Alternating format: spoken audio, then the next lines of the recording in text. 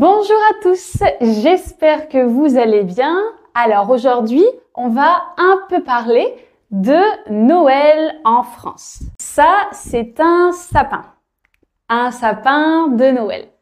Bon, le mien est un peu petit. Ça, c'est une boule pour décorer le sapin. Et on peut aussi mettre des guirlandes autour du sapin et parfois une étoile au sommet. Sur la tête, je porte un bonnet et ça, c'est un pompon. Alors, comment se déroule Noël en France? Donc, premièrement, il y a les illuminations. Les illuminations, notamment dans les grandes villes, commencent dès le mois de novembre, par exemple à Strasbourg, à Paris, à Lyon, etc.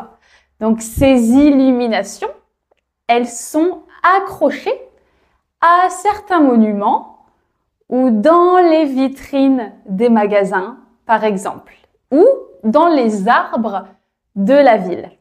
Et à Strasbourg, dans le nord-est de la France, se déroule l'un des plus grands marchés de Noël d'Europe. Donc on va y trouver notamment des produits locaux, de la gastronomie locale, des bougies, des petits jouets en bois, du vin chaud ou des marrons grillés.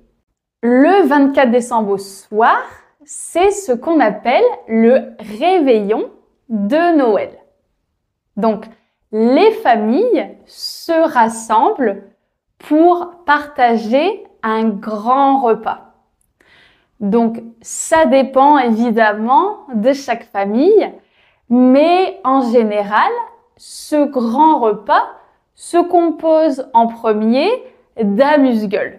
Alors, les amuse-gueules, ce sont des petites portions de nourriture et on va les accompagner, par exemple, d'une coupe de champagne. D'accord? Donc, on a les amuse-gueules et ensuite, on a l'entrée. Alors, encore une fois, l'entrée, ça dépend de chaque famille, mais on peut manger des escargots, par exemple. C'est très bon. Donc, des escargots ou alors du saumon fumé ou bien des huîtres, ou bien encore des coquilles Saint-Jacques. D'accord? Donc, on a les amuse-gueules, l'entrée, ensuite va venir le plat principal.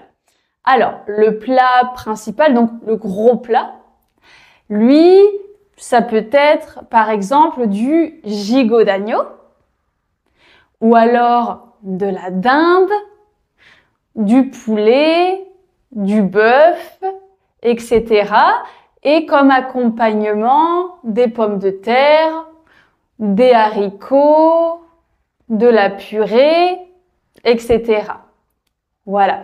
Ensuite, évidemment, on a l'indispensable plateau de fromage. Donc, plusieurs types de fromages qui sont disposés sur une grande assiette.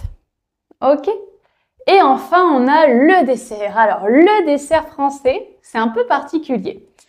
Donc, on a ce qu'on appelle la bûche. Alors, c'est quoi une bûche? Normalement, une bûche, c'est un morceau de tronc d'arbre.